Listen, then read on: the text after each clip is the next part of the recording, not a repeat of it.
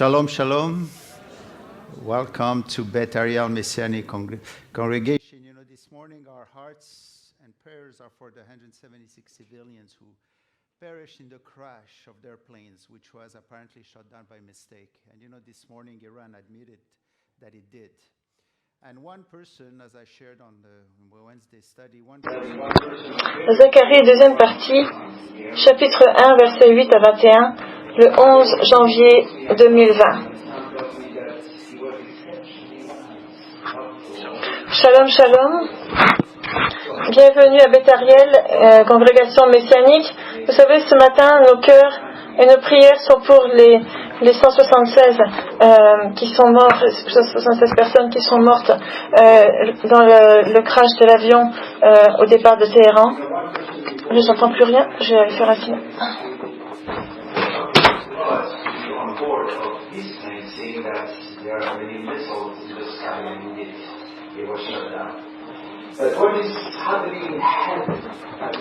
Mais ce qui se passe dans les cieux en ce moment, eh bien, comme la Bible le dit, Dieu, lui aussi, il souffre de ce qui est arrivé, il souffre avec les victimes, et donc, où est-ce que toutes ces guerres vont prendre place, vont avoir lieu? Merci. Et ce qui vraiment fait de ce livre de Zacharie particulier, c'est que ça montre à quel point Dieu est impliqué dans tout ce qui arrive dans ce monde. Dans la 7e vision, on va voir qu'il est présent pendant toutes les conversations, tous les événements. Il répond, il apparaît même, puisqu'à un moment donné, il est même le sujet des versets, et donc il exprime en fait son souci des gens qu'il considère comme la prunelle de ses yeux. Et vous savez, les yeux, c'est un endroit très sensible du corps, et donc ça nous montre à quel point Dieu est impliqué dans la vie des croyants. Il parle de ses promesses, il parle de ses décrets comme étant gravés dans la pierre, une pierre qui a 7 yeux plutôt, et qui nous montre qu'il est omniscient, omniprésent quand il s'agit de l'accomplissement de ses promesses. Ça va arriver. Il le dit, il le répète pas juste une fois, mais tellement de fois à travers cette vision, peut-être parce que justement les gens ont du mal à croire que les prophéties de ce livre vont se réaliser, en particulier aujourd'hui. Le Messie aussi est présent. Il montre le chemin, et lui et le Seigneur des armées rentrent dans un espèce de dialogue, et à un moment donné on ne sait plus lequel est lequel, parce qu'ils parlent à l'unisson avec le même souci, avec le même amour pour leur peuple. 5 fois au cours de cette vision, nous lisons le mot « et il m'a envoyé ». On sait qu'on ne parle pas du prophète parce que la personne qui est envoyée ici amène le salut au monde. Chapitre 2, verset 8. Il apporte aussi l'acceptation et donc il est vraiment celui qui est le Messie. Et ces prophéties de Zacharie, et en fait on peut voir que c'est un petit peu comme si c'était la version de Zacharie des prophéties de David. Vous savez, lorsqu'il dit dans le psaume 110 au verset 1, il dit « L'Éternel a dit à mon Seigneur, assieds-toi à ma droite jusqu'à ce que je mette tes ennemis pour le marchepied de tes pieds ». Ce sont aussi, la version de Zacharie des prophéties ressemble aussi à celle de Moïse, quand il parlait de la destruction des villes, quand il dit « Alors l'Éternel fait pleuvoir du ciel sur Sodome et Gomorrhe, du soufre et du feu de par l'Éternel » dans Genèse chapitre 19 verset 24. Un Seigneur dans les cieux, un Seigneur sur la terre. Comment peut-on comprendre ça à moins d'avoir compris la complexité de la nature de Dieu dans son unité? Et c'était Abarbanel, qui était un rabbin médiéval, qui parlait justement des prophéties de Zacharie en disant qu'elles étaient supérieures aux prophéties des autres prophètes, et en disant que Zacharie parle de la persécution, du rejet, de la mort du Messie, mais les apparitions que Dieu fait dans ses visions sont surprenantes et touchent le cœur de bien des commentateurs. Alors, quel est donc le sujet principal de cette prophétie de Zacharie? Eh bien, commençons par regarder de plus près la première vision. Lorsque Yeshua parle de la première parabole, celle du royaume, la première parmi les 7 paraboles qu'il allait énoncer, après la première parabole, il demande à ses disciples « Vous ne comprenez pas cette parabole? Comment donc comprendrez-vous toutes les paraboles ?» De la même façon, la première vision des 7 visions de Zacharie met vraiment est vraiment essentiel pour la compréhension du livre de Zacharie. Au début de la première vision, on voit des anges qui sont menés par Yeshua lui-même, qui est d'ailleurs désigné comme étant l'ambassadeur de Jéhovah. Et donc Yeshua qui est en fait la tête de toute une armée d'anges qui revenait d'avoir été à travers la terre. Et donc ils disent au verset 11 du chapitre 1, nous nous sommes promenés par la terre et voici toute la terre est en repos et tranquille. Mais il y a quelque chose de bizarre. Comment ça se fait que la terre était tranquille alors que Yeshua lui-même et l'ange du Seigneur, qui est le Messie, disait qu'il était en colère. Et donc ça dit au verset 12, et l'ange de l'Éternel prit la parole et dit, l'Éternel des armées, jusqu'à quand n'useras-tu pas de miséricorde envers Jérusalem et envers les villes de Juda contre lesquelles tu as été indigné ces 70 ans? Donc on voit que Dieu est indigné et pourtant la terre a l'air d'être tranquille. Donc, et l'ange de l'Éternel prit la parole et dit, Éternel des armées, jusqu'à quand n'useras-tu pas de miséricorde envers Jérusalem et envers les villes de Juda, contre lesquelles tu as été indigné ces 70 ans? Le problème, c'est comment est-ce que le monde peut être en paix apparente, lorsque Jérusalem, la ville de Dieu, et les villes d'Israël sont oppressées et sont détestées dans le monde. Jérusalem, Israël, leurs conditions, leur état, c'est un peu le baromètre de l'état du monde, vous savez. Pourquoi Jérusalem? Est-ce que les prophéties n'en parlent les Écritures parlent de Jérusalem en disant que ce sera la capitale pour l'éternité, la capitale de Jésus? Donc, Jérusalem est mentionné 46 fois dans ce livre. Est-ce que toutes ces prophéties qui parlent de Jérusalem, comme étant l'endroit où Dieu va revenir pour établir son royaume pour toujours, à quel point justement la terre peut être tranquille? Vous savez, il y a 7 synonymes en hébreu pour le mot paisible. Il y a d'abord le mot nuah, N-U-A-H, qui veut dire le repos et le confort, le réconfort. C'est ce qui se passe quand nous prions Dieu et quand on marche dans les voies de Dieu, on se sent dans un certain repos. Il y a aussi le mot Sa'anan, donc S-A-A-N-A-N, qui veut dire ne pas être dérangé, être sans anxiété. C'est ce qui se passe quand on est avec Dieu, on n'a pas d'anxiété, on est juste bien. Ici, on a aussi le mot sabbat, S-A-B-A-T, qui veut dire le repos complet dans le Créateur. Mais ici, le mot qui est utilisé, c'est yasav, Y-A-S-A-V, qui veut dire rester assis. Et ça parle, on voit ce mot dans Deutéronome 25:5, et c'est un mot qui est attribué aux femmes païennes qui sont données en mariage. Et donc ça nous rappelle, vous savez ce que dit Matthieu dans le chapitre 24 verset 38, lorsque ça dit, car dans les jours qui précédèrent le déluge, les hommes mangeaient et buvaient, se mariaient et mariaient leurs enfants, jusqu'au jour où Noé entra dans l'arche. Et c'est la même chose avec Belshazzar, vous savez, dans le livre d'Esther, qui faisait une fête qui a duré 6 mois en pensant qu'il allait recréer les paradis sur la terre. Et donc ça parle de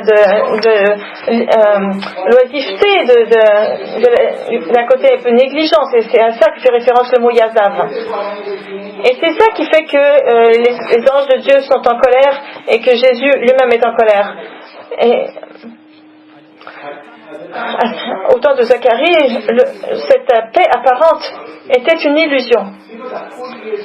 40 ans plus tard, après Zacharie, donc on a le récit du livre d'Esther, et ça commence en nous disant que Ahasuérus, comme je vous dis, régnait sur 127 provinces et était tellement fier qu'il a fait un festin qui a duré 180 jours, c'est-à-dire 6 mois,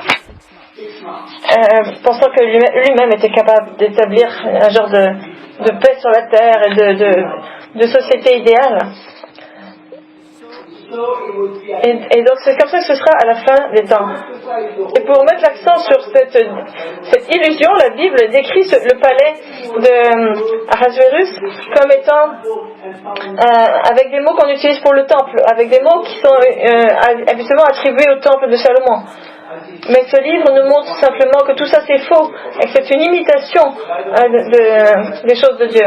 Et le paroxysme en fait de cette apparente tranquillité sera trouvé lorsque l'Antéchrist apportera sa fausse paix dans ce monde et notamment ceux qui sont en Israël vont le croire.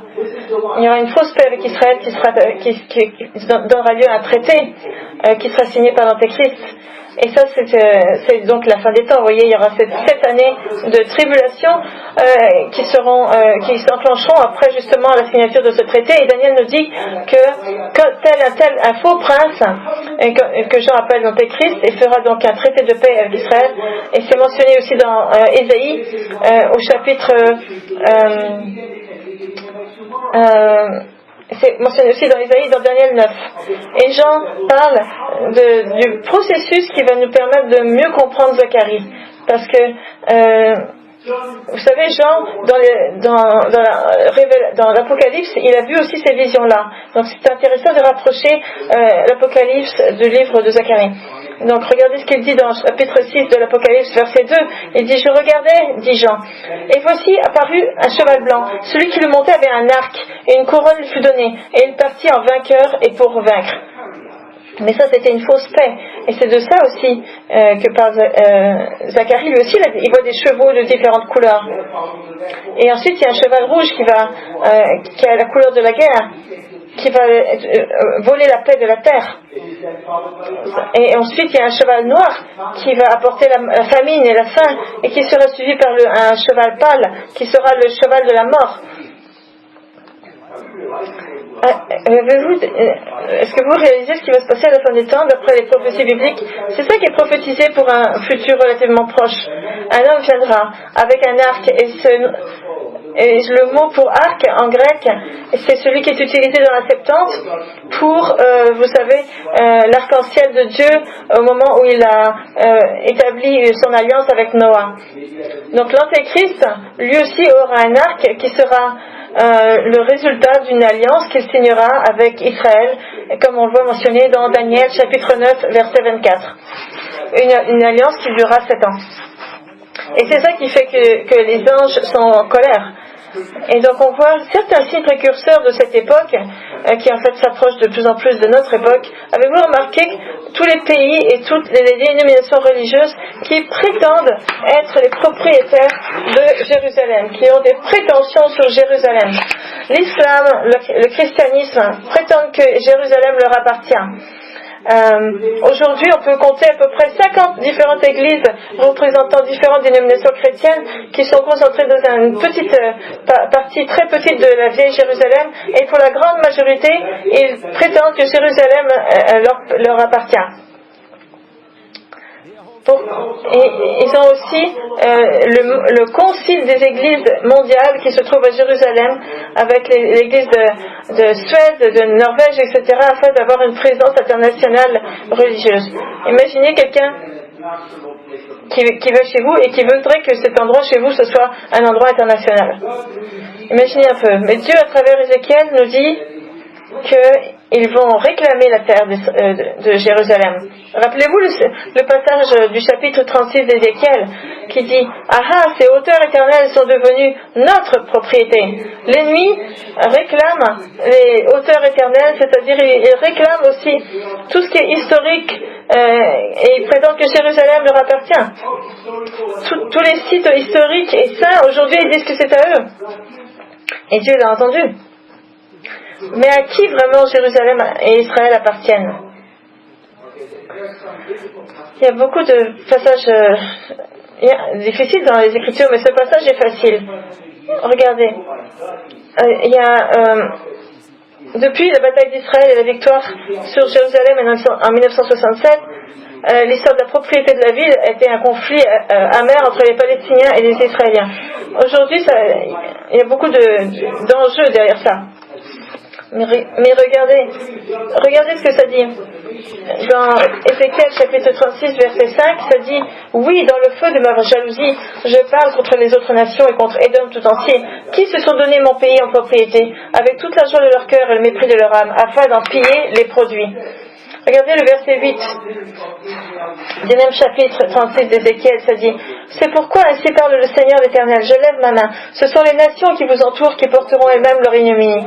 Et vous, montagne d'Israël, vous pousserez vos rameaux, et vous porterez vos fruits pour mon peuple d'Israël, car ces choses sont près d'arriver.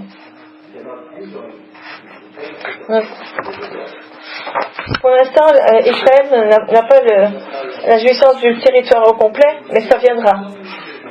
Donc il y a tellement le message de Zacharie que l'Esprit nous donne a beaucoup d'applications. Maintenant, si on regarde à la réaction que Dieu a dans cette vision, regardons un peu le décor, les circonstances dans lesquelles cette vision nous est donnée. Ça va souligner vraiment comme il faut le message. Regardez le verset 8, chapitre 1 de Zacharie. Je regardais pendant la nuit, et voici, un homme était monté sur un cheval roux et se tenait parmi des myrtes dans un lieu ombragé. Il y avait derrière lui des chevaux roux, fauves et blancs. Donc le mot l'individu ici qui est mentionné, c'est l'ange du Seigneur, une autre appellation du Messie qu'on trouve dans les Écritures. Et le Talmud et beaucoup de rabbins du temps du Moyen-Âge n'avaient pas de difficulté à dire que c'était effectivement le Messie qui venait en tant qu'homme de guerre. Et donc il y a plusieurs couleurs qui sont données au cheval. D'abord il est monté le cheval, ensuite il est rouge, il a la couleur de la guerre. Qu'est-ce que ça représente? Peut-être que les deux facettes du Messie, c'est justement la paix et la guerre. La couleur de la guerre, c'est que alors que le monde a l'air apparemment en paix, ils ne savent pas que c'est le calme avant la tempête, avant la tribulation dans laquelle ils vont tomber à travers le mensonge de l'Antéchrist qui, lui, monte un faux cheval blanc. On voit la différence entre la réalité et l'illusion. Le Messie commence à monter un cheval rouge, mais dans le but d'apporter la paix. Et le dernier cheval est un cheval blanc, comme on le voit dans le chapitre 19 du verset 11, au moment de sa deuxième venue. Ça dit: et puis je vis le ciel ouvert, et voici parut un cheval blanc. Celui qui le montait s'appelle fidèle et véritable, et il juge et combat avec justice. La signification de la couleur de ce cheval-là est perdue, mais le Targum, qui est un document qui était justement assez contemporain à Zacharie, nous dit qu'un cheval ça nous dit que la couleur a changé du rouge vers le blanc. Il y a eu rouge, après il y a eu des taches blanches, et ensuite il était complètement blanc. C'est comme ça qu'un rabbin qui s'appelle Kinchi du XIe siècle a vu le changement de couleur du même cheval monté par Yeshua, parce que Yeshua, ultimement, il veut apporter le salut au monde et non pas la guerre, même si parfois c'est nécessaire à certains moments. Certaines de ces couleurs sont aussi un signe du salut. Le rouge, c'est la couleur du sang, son sang, qui nous a offert pour notre salut, qui finalement deviendra blanc, et tout le monde sera d'une seule foi. Regardez l'Antéchrist, lui c'est complètement l'inverse. Il part du blanc et il termine avec la mort. C'est évidemment le même écrivain, mais là c'est un changement de couleur complètement inverse. Et qu'est-ce qu'on peut dire des myrtes qui sont des arbres et du ravin? Vous savez, ça met l'accent sur la promesse du salut, même lorsque le restant des croyants se trouve dans des circonstances très difficiles. C'est un message d'espoir. Dans les Écritures, les myrtes sont toujours en lien avec le royaume messianique, le millénium. C'est un symbole de la promesse de la renaissance d'Israël, du rétablissement d'Israël sous l'autorité du Messie. Comme nous pouvons le voir dans Ésaïe 55, verset 13. C'était aussi le nom de Myrte, c'est le nom de Esther, Hadassah en hébreu, et ça veut dire Myrte, qui est une reine qui a sauvé les nations sa nation de l'extermination. Et le symbole des Myrtes a influencé beaucoup le judaïsme, parce qu'il y a un commandement que Dieu a donné au moment de Sukkot, donc les fêtes de tabernacle, qui symbolisent le royaume messianique, et à l'occasion de laquelle il demande aux Juifs de prendre quelques branches, quelques rameaux, le premier jour, regardez ce que ça dit, Lévitique 23-40. Vous prendrez le premier jour du fruit des beaux arbres, des branches de palmiers, des rameaux d'arbres touffus et des saules de rivière, et vous vous réjouirez devant l'Éternel, votre Dieu, pendant 7 jours. Les Écritures ne nous donnent pas exactement le détail de qu'est-ce que c'est que ces arbres touffus, mais d'après la tradition juive, ce serait des myrtes, parce que c'est un arbre qui est toujours vert, et ça nous rappelle le jardin d'Éden, un paradis perdu dans lequel que le Messie viendra rétablir au moment de sa deuxième venue. Et dans le Talmud, il y a des couronnes de myrte qui devaient être portées par les mariés et qui rappellent la relation homme-femme avec Dieu. Et donc le timing, si vous voulez, il n'y a pas de coïncidence, mais au niveau du timing, c'est parfait parce que Zacharie devait encourager le peuple à construire le temple, n'est-ce pas? Et nous savons que Salomon avait dédié son premier temple au moment de Sukkot. Et un peu plus tard, dans Ezra 3, Zerubbabel et Josué, les prêtres, ont dédié l'autel et le deuxième temple aussi au moment de Sukkot avec des branches de myrte. Et donc la forme des branches de myrte nous rappelle la vision puisque ça ressemble à un œil. Regardez ce qu'il y a sur l'écran.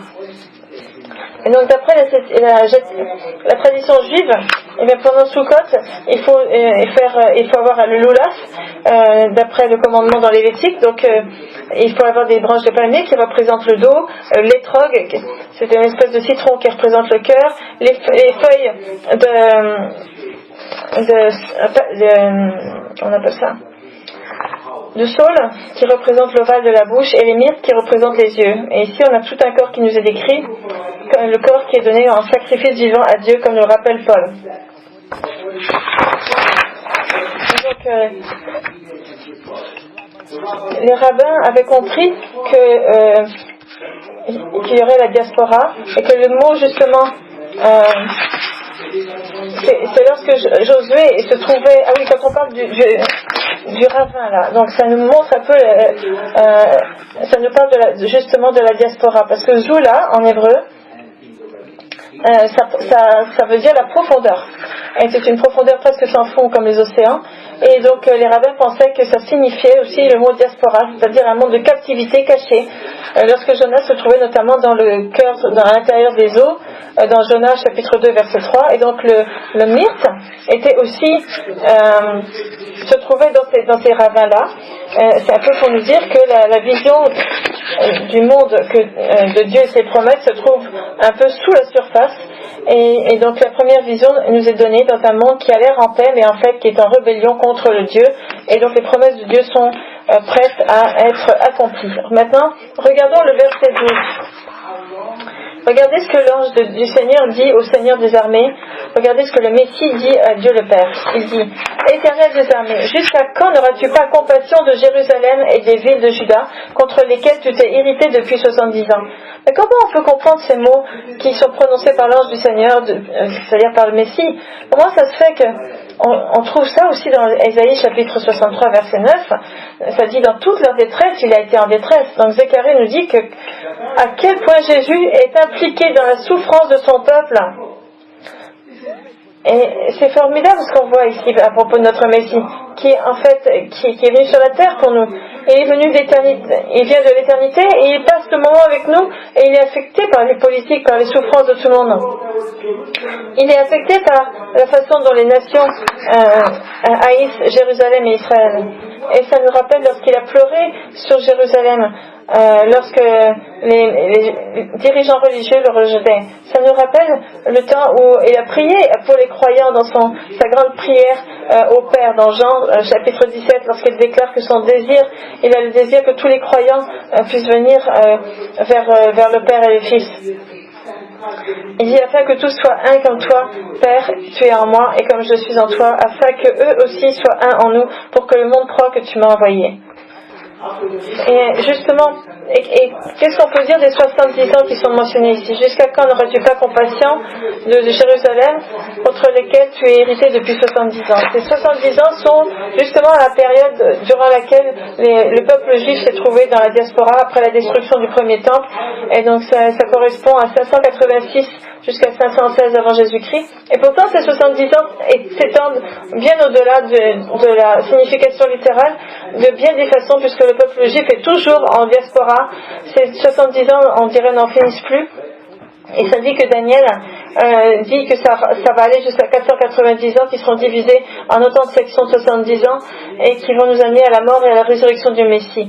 Donc il reste encore 7 ans qui ne sont pas accomplis, qui sont justement les 7 ans de la tribulation. Alors quelle est la réaction de Dieu lorsqu'il entend le Messie lui demander combien de temps il va rester irrité contre Jérusalem? Ils sont pourtant, c'est le même amour qui les motive, et donc il répète 3 fois sa réponse, 3 fois, et il va dire, et bien d'autres fois, dans d'autres occasions aussi, lors des autres visions qui vont suivre. Regardez ce que le Seigneur va dire. Donc on est au verset 13 à 17 de Zacharie. L'Éternel répondit par de bonnes paroles, par des paroles de consolation à l'ange qui parlait avec moi. Et l'ange qui parlait avec moi me dit, crie et dit, ainsi parle l'Éternel des armées, je suis ému d'une grande jalousie pour Jérusalem et pour Sion, et je suis saisi d'une grande irritation contre les nations orgueilleuses, car je n'étais que peu irrité, mais elles ont contribué au mal. C'est pourquoi, ainsi parle l'Éternel, je reviens à Jérusalem avec compassion. Ma maison y sera rebâtie, et le cordeau sera étendu sur Jérusalem. Crie de nouveau et dit, ainsi parle l'Éternel des armées, mes villes auront encore des biens en abondance. L'Éternel consolera encore Sion, et choisira encore Jérusalem. Donc vous voyez sa réponse, la réponse de Dieu, se déroule en trois étapes, en trois facettes. D'abord, il va confirmer que ses promesses vont s'accomplir. Vous pouvez voir au verset 14, ça parle du mot proclamer. Il va dire proclamer, prêcher ça. Ensuite, la deuxième partie, c'est au verset 16, lorsque ça dit ainsi disait le Seigneur. Et la troisième partie, au verset 17, nous dit encore une fois proclamer. D'abord, il met l'accent sur son amour pour Jérusalem. Il dit qu'il est saisi d'une grande jalousie pour Jérusalem et pour Sion. Et le mot, justement, jaloux, ici, est répété 2 fois, comme une mère est jalouse lorsque son enfant est maltraité. Et c'est ce genre de jalousie qui va justement allumer sa colère. Dans les premières pages de Zacharie, on voit le Seigneur qui est en colère contre Israël. Mais ici, il est aussi en colère contre les nations du monde. Et il dit qu'il est encore plus en colère maintenant qu'avant. C'est vrai que Dieu utilise souvent les nations pour châtier, pour punir Israël. Mais là, ils ont été trop loin. Ils ont donné libre cours à leur haine contre son peuple. Et bientôt, ils vont accuser les Juifs et Israël d'être le problème du monde. Et ils vont essayer encore une fois de persécuter et de raser la nation, comme les prophéties nous le disent. Mais maintenant, c'est ça qui a amené Dieu à la colère. Mais dans la deuxième partie, il affirme qu'il va retourner à Jérusalem avec miséricorde. Et il a envoyé déjà quelqu'un pour mesurer la ville. Et puis, mais on va avoir une autre vision. Pendant le millénium, après la deuxième venue, il y aura beaucoup de prophéties qui vont décrire cette période de temps. Et le troisième volet, il dit, encore une fois proclamer, affirmer qu'Israël sera prospère, et demander, nous, de réconforter Sion avec ces mots-là. Mais ça, c'est la première vision. Mais comment ça peut vraiment nous parler à nous aujourd'hui, cette première vision? D'abord, ce que ça nous dit, c'est que Dieu est souverain, complètement souverain. Et que Satan est limité par la souveraineté de Dieu.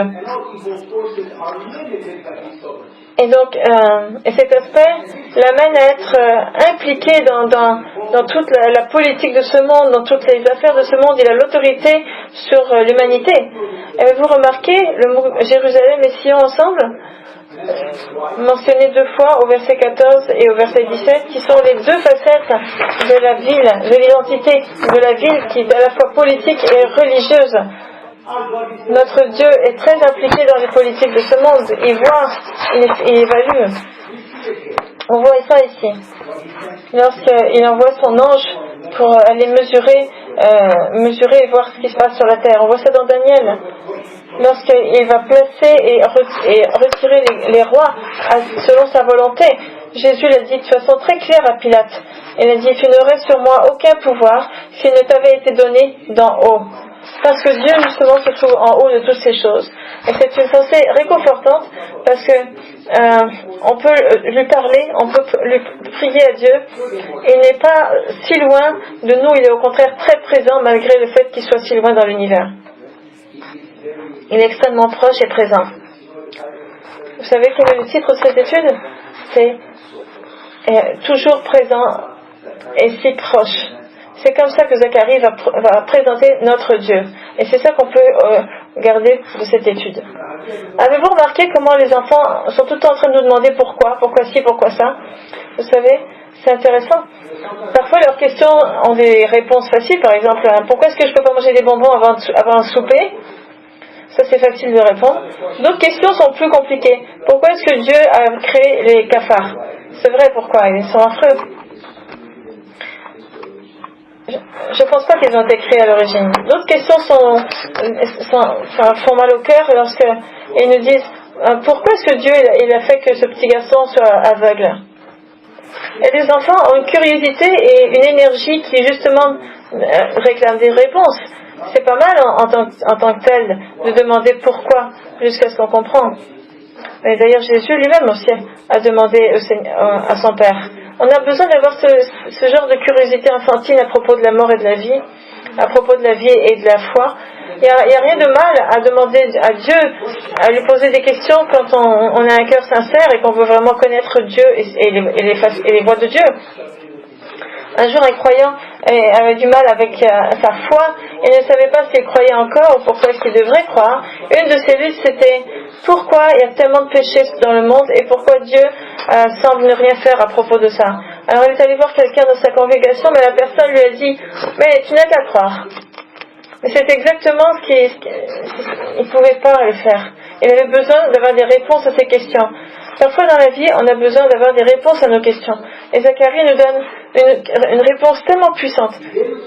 Il fait la démonstration qu'à travers la première vision, que Dieu est présent, pas seulement dans les histoires de la politique ou quoi, mais dans nos vies, dans les moindres détails de notre vie. Il est présent avec nous si vous l'avez accepté comme étant votre sauveur personnel. On peut poser des questions comme l'ange du Seigneur l'a fait, ou on peut être furieux après certaines injustices du monde. On peut partager avec eux que le Tout-Puissant retient le mal. Maintenant, nous arrivons à la deuxième vision. Peut-être que c'est la plus facile à lire. On va lire ça ensemble. Regardez comment ça va au verset 18 à 21 du premier chapitre de Zacharie. Je levai les yeux et je regardais. Et voici, il y avait 4 cornes. Et je dis à l'ange qui parlait avec moi, « Qu'est-ce que ces cornes ?» Et il me dit, « Ce sont les cornes qui ont dispersé Juda, Israël et Jérusalem. » L'Éternel me fit voir 4 forgerons. Et je dis, que viennent-ils faire? Et il dit, ce sont les cornes qui ont dispersé Juda, tellement que nul ne lève la tête. Et ces forgerons sont venus pour les effrayer et pour abattre les cornes des nations qui ont levé la corne contre le pays de Juda, afin d'en disperser les habitants. Alors, qui sont ces 4 cornes? Ce sont les 4 cornes des nations, comme on nous le dit au verset 21. Et la Bible va diviser les pouvoirs du monde historiquement en 4 empires qui ont tous un lien avec Israël. Si vous regardez dans Daniel, chapitre 2, chapitre 7, Zacharie et Apocalypse, chapitre 13, verset 1. Le premier empire, c'est le temps des gentils, c'est Babylone. Le deuxième, c'est l'empire médo-perse, dans lequel se trouve d'ailleurs Zacharie. Ensuite vient l'empire grec et romain, qui peuvent être vus comme un même empire. Et ensuite, le dernier empire, c'est le 4e, c'est celui de l'Antéchrist. Bien des commentateurs rabbiniques considèrent que l'empire romain et grec forment un seul, parce qu'ils disent qu'ils ont la même religion, ils ont les mêmes dieux, avec différents noms, mais pour eux c'est la même culture.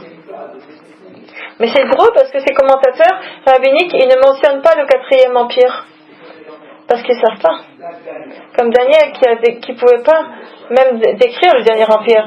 Daniel lui-même, il décrit ces 4 puissances à partir d'une illustration d'un corps avec Babylone qui serait à la tête au chapitre 7. Et il continue sa description, mais selon différents animaux, comme le lion, l'ours, le léopard, et ce sont 4 animaux que Jean, justement, va voir dans l'Apocalypse 6, qui vont former le dernier empire. On voit ça dans Apocalypse, chapitre 13, verset 2, qui dit: la bête que je vis était semblable à un léopard. Ses pieds étaient comme ceux d'un ours, et sa gueule comme une gueule de lion. Et le dragon lui donna sa puissance et son trône et une grande autorité. Et de cet empire, Daniel nous en parle aussi au chapitre 7, verset 7. Il dit: après cela, je regardais pendant mes visions nocturnes, et voici, il y avait un 4e animal, terrible, épouvantable et extraordinairement fort.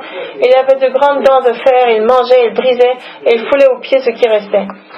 Et cette vision qui a été amenée à Daniel, il était dans un état de grande confusion. Il a posé des questions. Regardez ce qu'il dit, chapitre 7, verset 28.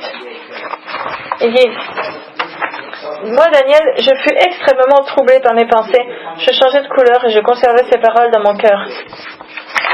Et ça, c'est vraiment c'est la description du moment où les forces du mal seront amenées sur la terre et auront la dernière occasion de gagner.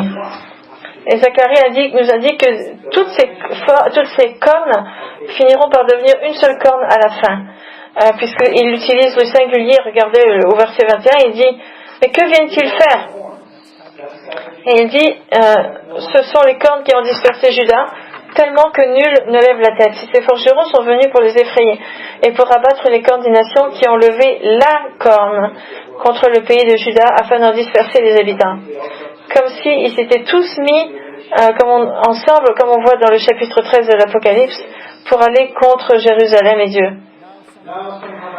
Certains disent que si la première corne est Babylone, comment ça se fait que Zacharie en parle à son époque alors que l'empire babylonien était détruit par l'empire médo-perse dans lequel Zacharie se trouvait?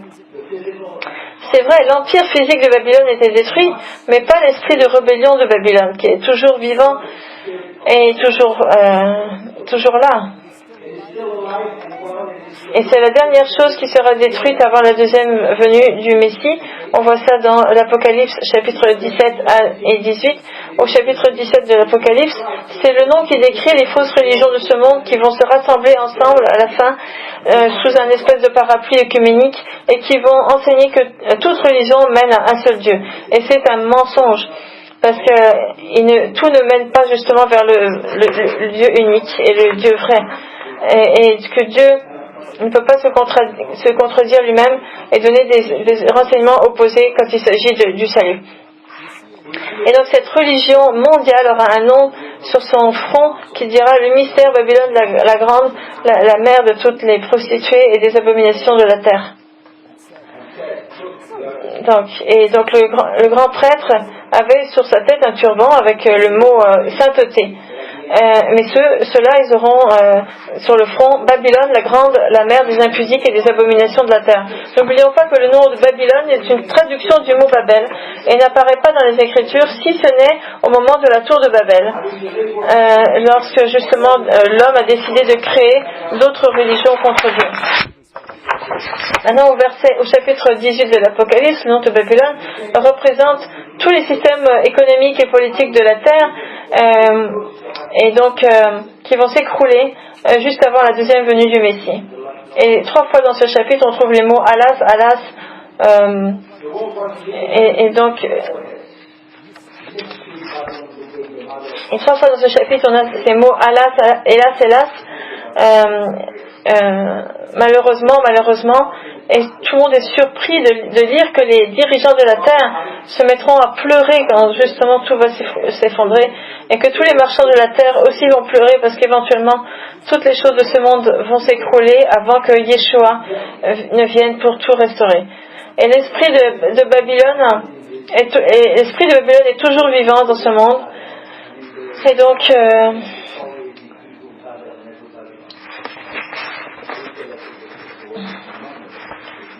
il faut se rappeler de la rébellion de la tour de Babel. Donc, c'est ce que je disais, que l'Apocalypse chapitre 18 utilise le nom de Babylone d'une autre façon. Ça représente tous les systèmes économiques et politiques. Et donc il y aura un écroulement économique et politique avant que le Seigneur ne revienne. 3 fois dans ce chapitre, on va trouver les mots hélas, hélas, malheureusement. Et tout le monde va être surpris. Et on va voir donc que tous les dirigeants vont se mettre à pleurer au moment de cet écroulement général.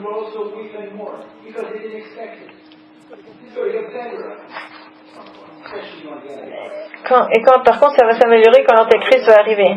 Mais l'esprit de Babylone est toujours là et de plus en plus présent, et on ne peut pas mélanger l'esprit de Babylone et l'esprit saint de Dieu.